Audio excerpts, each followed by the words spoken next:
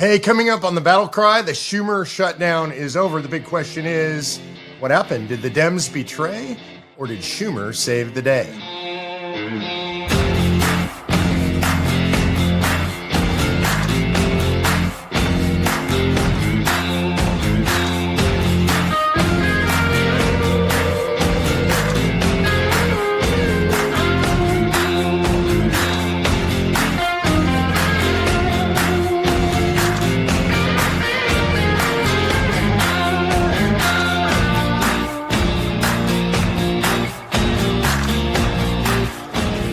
Hey everyone, Mark Meckler here. Happy Sunday night. Welcome back to the BattleCry. Lots to cover as always, so we're going to get right into it. As you know, we like action. We believe that you should be doing stuff to be a better citizen, to be a better American, not just sitting there, not just listening to me. I do appreciate that you listen to me. I appreciate that you participate, but we want you actually doing stuff to make yourself a better citizen, better American, better voter, just all around better person. And so my call to action today for you is, if you don't already do this, read. It's pretty simple, but it's hard to take the time to do it. Most people don't take the time to do it.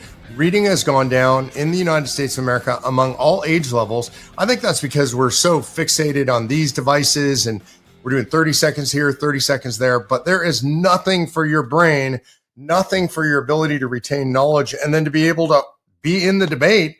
There's nothing like it other than reading a book. Books are the best. I'm a huge reader. You can see the library on the wall behind me. By the way, there's more all around me. There's books here. I have a second story library. I love books. So I'm just going to rip through a few of my favorites. Some stuff I'm reading right now, some stuff that is new to me. This is one of my all-time favorite books right here. Hopefully you can see it. This is a book called Smiling Through the Cultural Catastrophe. Jeffrey Hart is the author. Smiling Through the Cultural Catastrophe. This is a great book about Western civilization. And one thing I want to read to you what I wrote inside the cover of this book, because this will make you want to read it. It says, recommended by Pete Hegseth, August 2019. So Pete's the guy that told me about this book. This guy was one of his professors when he was in college. He said this laid out for him Western civilization better than anything he'd ever read. I've read it a couple times now because of Pete's suggestion. He was right. It's a great book. There's another one along this line. If you're interested in understanding the overarching scope of Western civilization, that's Ben Shapiro's Right Side of History. Very readable book. Explains where we sit in relation to Western civilization and why we should care, why Western civilization is so important to us. All right, this is a book that I have not started reading yet, but it's at the top of my pile. This one is called The Spiritual Price of Political Silence. In other words, what does it cost you spiritually if you don't speak out about politics? This is written by Christy Shaver Stutzman. Christy's husband, Marlon Stutzman, serves in Congress right now. She was an elected official, really smart, featured opinion writer for Daily Signal, Family Research Council. She's amazing. And I'm really interested in reading this book. I got to talk to her at a conference. She signed it for me. So I went to a conference of Christian legislators recently. I said, I got to have that book, Christy. So that's the next one on my pile. Here's one that I've dug into. Oh, it's a beast. This is a beast. You're going to love it. It's called The Golden Thread. And The Golden Thread is a history of the Western tradition. Sensing a theme here, Western civilization, Western tradition. Look at the size of this book, 1,300 pages. It's got some beautiful illustrations in it all the way through the book. Yeah, you can make fun of me. I like picture books. Really cool history of Western civilization. This is the first of 2 volumes. I heard about this from Ben Shapiro, so I'm excited. I'm digging into this one. Okay, one more, just one more. I'm usually reading about 5 books at once, by the way. It's just I'm ADD. I can't sit in one book forever. This is the latest edition of the Heritage Guide to the Constitution. If you're a conservative, if you're a constitutionalist, and you don't have this on your shelf, it's a beautiful Christmas gift. I highly recommend you get this book. Everything you want to know about the Constitution. Senior editor Josh Blackman, very smart judge. This is a guy I love. John Malcolm from the Heritage Society wrote a great article about Convention of States. He's their leading scholar on the Constitution, I think. Once a skeptic of Convention of States, he ended up going to our simulation, serving as a delegate, turned him all the way around. He loves Convention of States. How cool is that? That the executive editor of the Heritage Guide to the Constitution is a fan of convention of states. So I hope that's enough to keep you busy for a while. That'll probably be enough to keep you busy at least through your Christmas reading. Read some of it, read all of it. Just read. You got to read. It's super important that you read. You'll be smarter. It'll keep your brain young and fresh. It'll allow you to enter into debates with people in a more educated way. I've been reading since I was a little kid. I've always loved reading. I instilled that in my kids as well. They're readers. They're studiers. I promise you, if you spend time in a book, that's time well spent that you won't regret.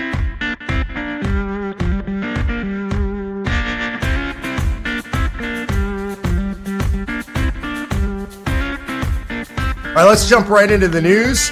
The first item is the Schumer shutdown. It's over. It's ended. The first question I have for you is, did you notice the government was shut down? I didn't notice. By the way, this is the longest shutdown in American government history. I travel a lot. I fly a lot.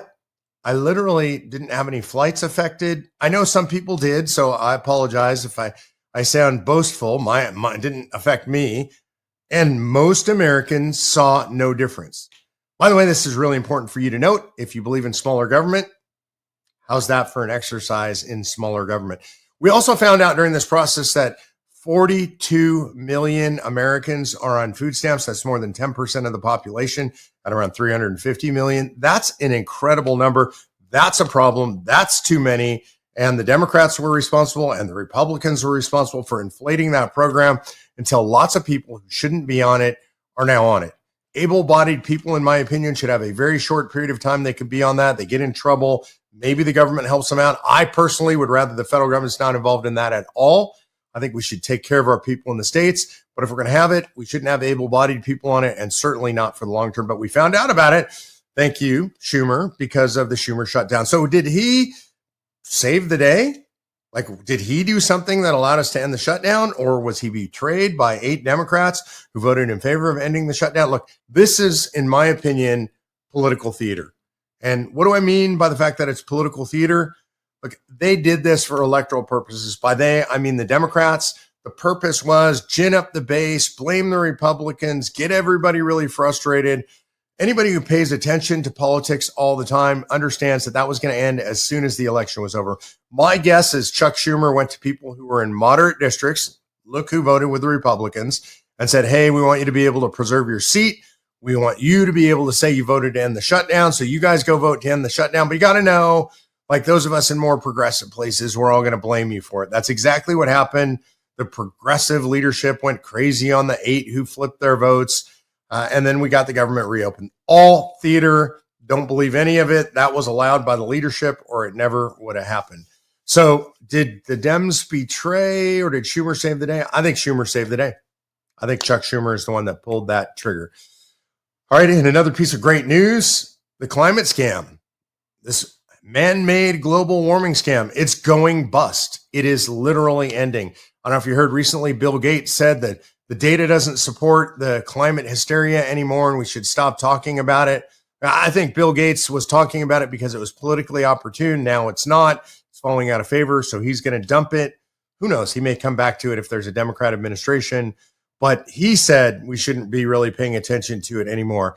There is a Brazilian climate conference coming up. This is an international climate conference. How do we know it's going bust? At the last international climate conference, which I believe was in Dubai, 150 countries were represented. It looks like the one in Brazil, even though that they bulldozed literally thousands and thousands of acres of rainforest to build a highway to the city where the climate conference is being held now, only 50 heads of states are saying that they're coming. It was 150 2 years ago. That tells you the state of the climate hysteria movement. It is dying. It is literally dying. It's on its last breaths. And by the way, it would be better for the world from a climate perspective if things warmed up. Way more people die of cold than heat every year. Way more land will be arable if the temperature warms up a half degree or so. It's actually a good thing for the earth. More carbon. People freak out on carbon. Carbon is what plants breathe. So that means better, healthier forests. I think it's dead. I think the climate thing is dead. And I think the trans ideology is going that direction. I'm hopeful. A lot of things moving in the right direction other than left-wing violence. Left-wing violence is on the rise.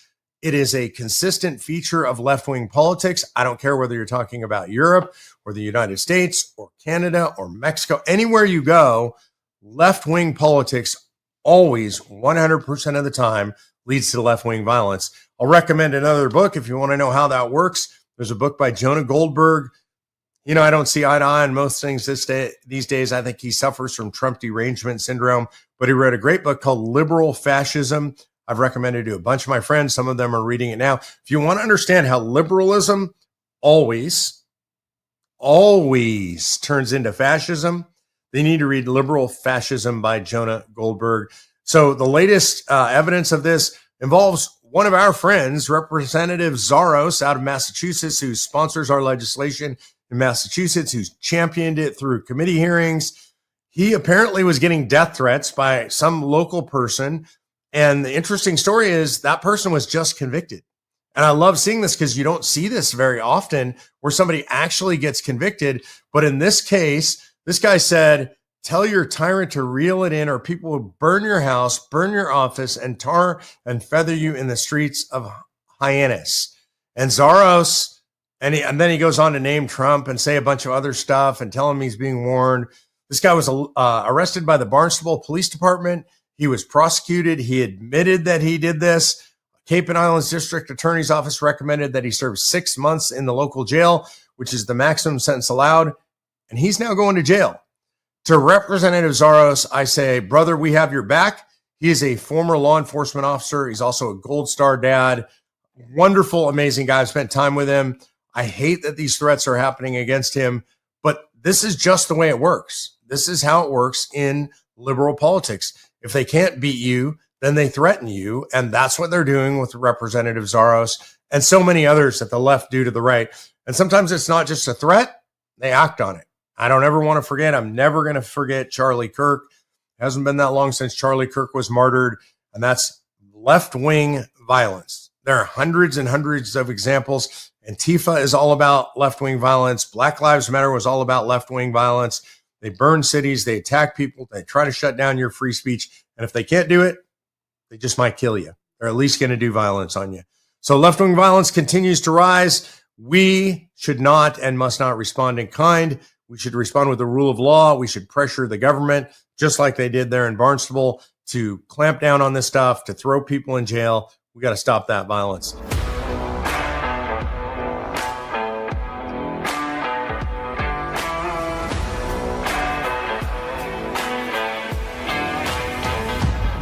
Here's something to know, which is absolutely incredible. Total surprise. Cal Thomas, one of the most widely syndicated columnists in the United States of America, syndicated in hundreds of newspapers. I think it's over 300 newspapers, wrote a pro-COS op-ed. Absolutely incredible. That's out there. You can research Cal Thomas. I think he talked about it in his podcast as well. Really exciting stuff. That's good stuff for Convention of States. We got some victories coming in. Let's talk about another piece of great news. God, I've got so much good news this week. I'm not sure how I'm going to handle it. It means I won't have to drink heavily after the podcast. Well, I'll just drink my soda water heavily after the podcast. Okay, here's a good one. People ask what I'm drinking. It's just a 1877. It's a mineral water, and then I put some stevia sweetener stuff in. I know I'm going to get so much grief for this. Go ahead. I know it's a girly drink. Yes, it's mineral water with stevia in it. You can harass me all you want. I can take it. I can take it. All right, here's good news. Operation Southern Spear. So I love Pete Hegseth. I showed you a book he recommended to me many years ago. We've been friends ever since. What he's doing at the Department of War, the DOW, is absolutely amazing. And he announced they're going to continue to go hard and even harder after these narcos down in South and Central America. What does that even mean?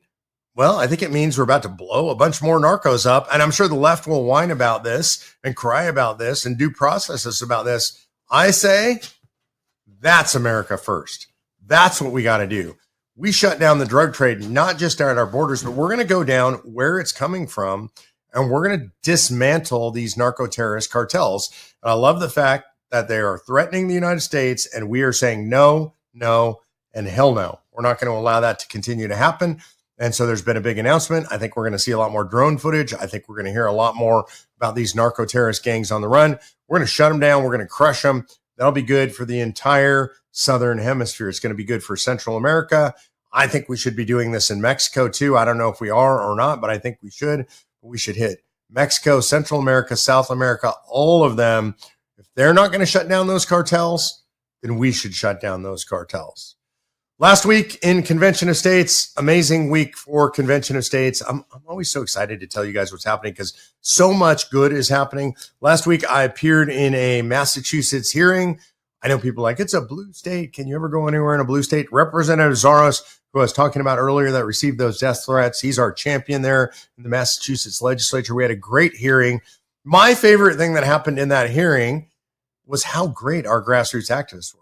I was there online to testify, and I had to sit through all the in-person testimony first. One by one, our COS grassroots activists came up and were absolute professionals. I don't even know how to say it more clearly than that. They were perfect. There wasn't a word I would have changed.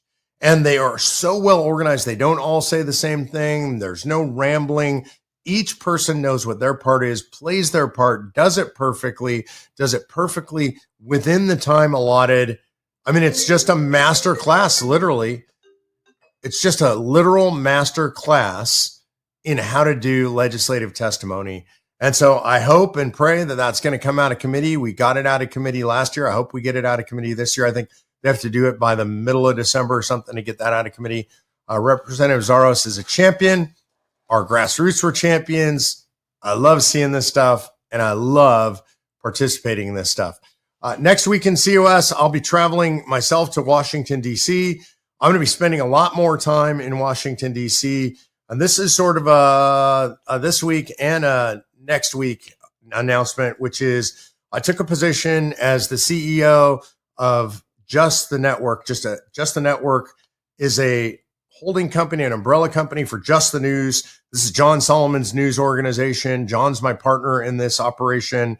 We're going to be acquiring some other companies. We announced already that we acquired the Post Millennial and Human Events. We're going to be rolling them into an entity, be able to cross promote.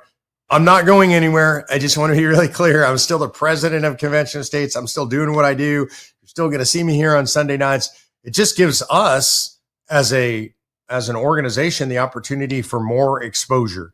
And that exposure pays definitely for Convention of States. You saw, hopefully, President Trump's post on Truth Social about Convention of States not long ago. That's part of the reason that kind of stuff happens is because of my relationship with John and Just the News. And so there's going to be a lot more of that to come. I'm excited about that. If I look a little tired, it's because I'm working a lot more than usual because now I'm doing all this media stuff. There's so much cool stuff coming from Just the News and Just the Network. And what you're going to see is the truth. That's what you're going to see. We're focused on telling the truth. I think when you tell the truth, it just leans conservative. There's going to be a lot of that. I'll be making announcements here, so you'll hear a lot about that.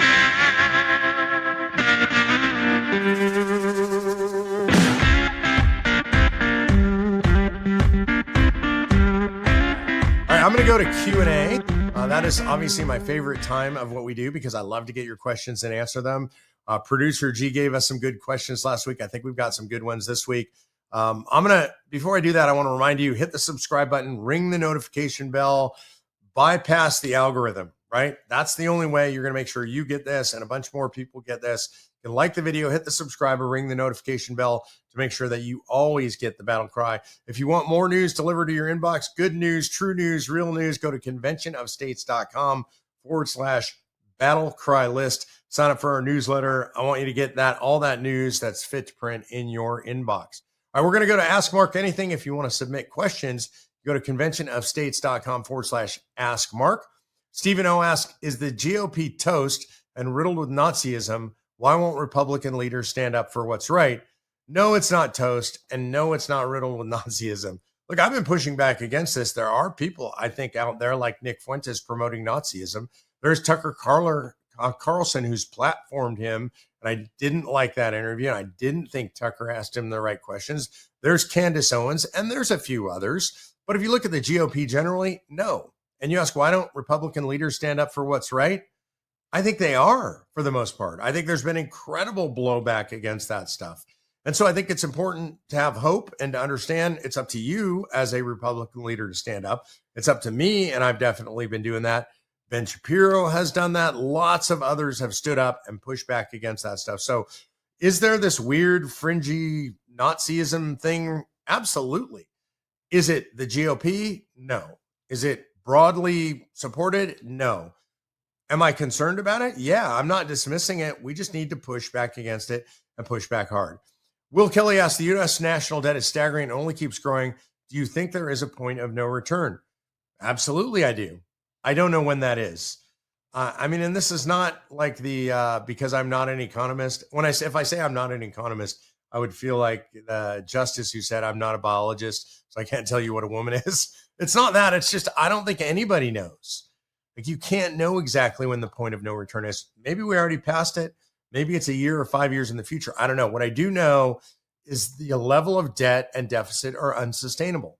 And this is one of the reasons I've dedicated my life to Convention of States, is because we have to do something about that. And the federal government is never, ever, never, never going to do something about that by choice. So, Will, I don't know if it's if we've passed it. It's certainly unsustainable. That's why I'm so frantic about passing the call for a Convention of States. Any PS, what did Lorelai dress up as on Halloween? And did she win the baby pageant? Okay, she didn't win the baby pageant. As a grandfather, I'm devastated. I think it means that something's out of balance in the world because obviously I think I have the cutest granddaughter ever to live. She's absolutely adorable. She came in second in the quarterfinals. So I guess we'll take the consolation prize. Consolation prize is I get to keep Lorelai as my granddaughter, and that makes me happier than anything else in the world. So no, she didn't win the baby pageant. Then the question is, what did she dress up on as Halloween? She dressed up as a gardener. She was dressed as a gardener with her little watering can. And my daughter dressed up as a mushroom. And my son dressed up as a garden gnome, my son-in-law. So they were a family package, the gardener, the mushroom, and the garden gnome. I don't have pictures of it. My daughters didn't even get pictures of the whole family. I'm a little bit sour about that. So we won't talk about that anymore. Lydia Lascola asks, as a public figure, what's something people assume about you that's not true? And what's something you wish people knew but don't? You know, I think the thing that I think people assume about me that's not true is I think because I do this and I do all these public events and I'm in the media and all that stuff, I think people assume I'm an extrovert. And it's not true. I'm actually an introvert. Now, I know a lot of people think of introverts as somebody who's really shy. I'm not really shy, but I am a person who, if I went to a party, I would likely stand in the corner if I didn't know anybody. And I might meet one person. Like what I'd be looking for really is to meet one person, hang out with them, and have a deep conversation with that one person. I'm not a social butterfly type. I'm not the kind that likes to walk around a party and meet everybody. I'll do it for work purposes if I'm supposed to do it. And I love people and I love meeting people. So I don't want you to get it wrong, but my natural personality is more of a wallflower than an extrovert. So I think people assume I would be an extrovert, but that's generally not true. This says, what's something you wish people knew but don't know? Let's see. I wish people understood that I really don't want to be involved in politics. That's the honest truth. I never wanted to do this. And I feel like God pushed me into it because he had a path set out for me that is always better than mine. I think I'm right where I'm supposed to be. I want to do it now in the sense that I feel like I'm answering a calling and I'm doing what the Lord expects of me. But politics is rough. And I never wanted to have any public notoriety. And here we are. And I'm not the most famous guy in the country. I'm not even like what I would describe as top tier famous, but I never wanted any notoriety at all. I prefer anonymity to notoriety. So I wish people knew that that's just kind of the way it happened. I never intended to do this, didn't want to be a public figure, all that stuff. And the only reason I want people to know that is because I want people to know, like, I hope that when people look at me, they see somebody who is doing what he believes he's called to do, not necessarily what he just wanted to do. And I do want to do it now. I don't want you to think I don't enjoy what I do. I love what I do. I love being with you guys, especially love being out in the field with you guys. That's super important to me. And I get my charge off of that. But I did it because I feel called to do it. And I would want people to know that, Okay, one of the most important things to me, and we don't talk about this a lot publicly because we're not a faith organization, but I try to practice radical obedience to the Lord. And what I mean by that is if I feel called to do something, I'm going to pray about it and make sure I feel like this is not really my desire and it's really the Lord's call on my life. I'm just going to do that thing. And that's what Convention of States is to me. I feel called to do this. In the Tea Party movement, I felt called to do that. I felt like I don't really have a choice because that's where the Lord put me and that's where the Lord wanted me. It seemed very obvious to me. I know it's not always obvious, but in this case, it seemed really obvious to me.